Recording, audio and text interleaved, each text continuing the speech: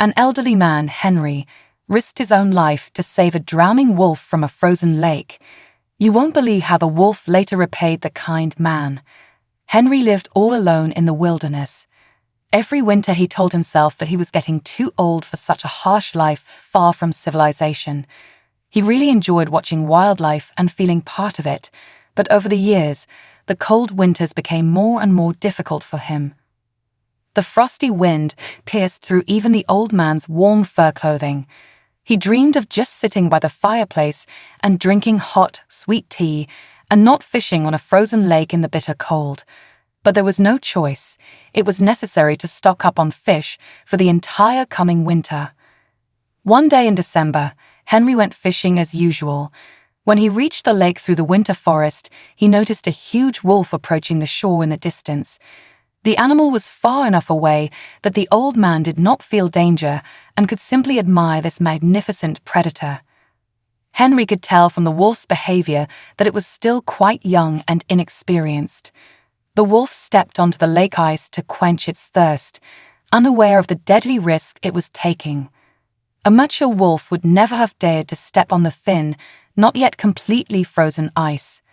But this young and inexperienced predator, full of strength and fearlessness, did not notice the danger until the fragile ice cracked under its weight. There was a deafening crash, and the wolf fell into the icy water.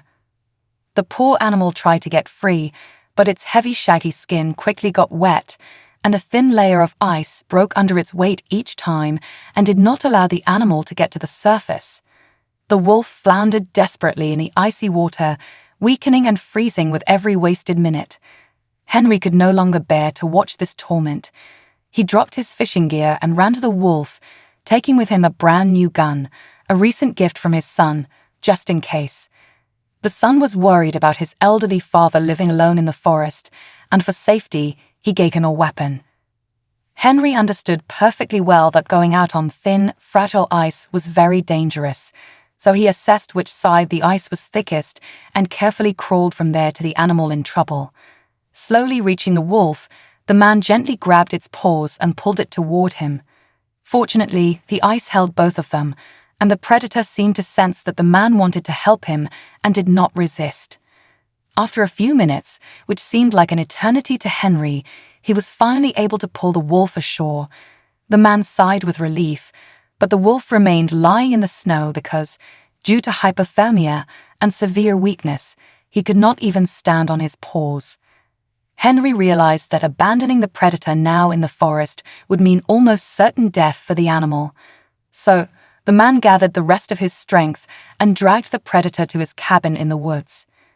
There, Henry immediately lit a fire in the fireplace and dragged the wolf closer so that he could finally warm up. When the predator came to his senses, the man gave him something to drink and fed him with the fish he caught. The wolf did not show any signs of aggression, and his gaze showed gratitude to his savior. Soon the predator fell asleep, and Henry fell asleep after him. When the man woke up the next morning, the wolf was nowhere to be found. The door of the house was ajar, and on the floor there were only scratches from claws and scraps of grey fur as a reminder of the night guest. This made Henry smile. It meant that his efforts were not in vain, and the wolf completely came to his senses after yesterday's misfortune. A few days later, Henry saw an absolutely incredible sight. He left the house to get firewood when suddenly he noticed in the distance a whole pack of grey wolves rushing along the edge of the forest. One of the wolves suddenly stopped and looked closely straight at the man. Henry immediately recognized the predator he had recently saved. This meant that the warmed and fed animal had safely found its native pack. Several months passed and spring arrived. His son and his teenage grandson from the city came to visit the lonely forest recluse. His relatives often begged his grandfather to leave the dangerous life of a hermit and move to the city. But Henry loved the solitary life surrounded by wilderness. At the same time, now he was incredibly glad to have the opportunity to show his forest possessions to his family. A couple of days later, the family went fishing to a small river that ran not far from the forest cabin. The boy ran along the shore, enjoying the beauty of spring, while Henry and his son were fishing. At some point, the grandfather lost sight of the teenager, and when he noticed, he was stupefied with horror. The grandson was standing on the very bank of the river, and from the nearby thickets, a huge brown bear was inexorably approaching him, whose menacing appearance inspired awe and respect. The shaggy giant, just awakened from its winter hibernation, attracted by the smell of fresh fish, came out to the riverbank right up to a child. The bear was hungry after a long winter and was now looking carnivorously at its prey. The boy was petrified with horror, unable to even move, and the adults were too far away and powerless to do anything. It was absolutely pointless to shoot a gun from such a distance. Henry and his son tried to drive the predator away by shouting loudly or to divert its attention to themselves, but it was useless. The bear understood perfectly well that they were too far away to pose any threat to him. He focused on the small prey standing a few dozen feet away from him. The boy, overcoming his primal fear, threw his small fish out of his hands, a pitiful handout for such a giant. The bear immediately swallowed the fish and stared at the child again.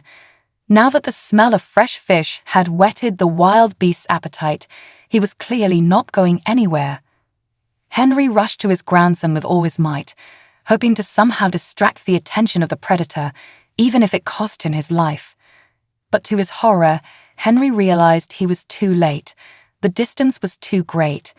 The man only waved his arms and screamed desperately, realizing the futility of his efforts. Suddenly, a large grey wolf jumped out of the nearest thicket and rushed toward the bear. It was the same grey predator whose life Henry had saved. The wolf stood between the boy and the bear, spreading his paws wide and growling threateningly at the hungry beast. The bear tried to step forward towards the prey, but the wolf did not retreat a single step, continuing to growl menacingly. However, the bear soon noticed that several more wolves had appeared in the bushes nearby, which meant a serious fight was ahead for the prey. Then the bear retreated, apparently deciding to find more accessible prey, and soon disappeared into the thicket of the forest. The wolf looked at Henry and his son as they ran up, then howled loudly and gave his pack a subtle sign not to touch the people on the shore who were under his protection.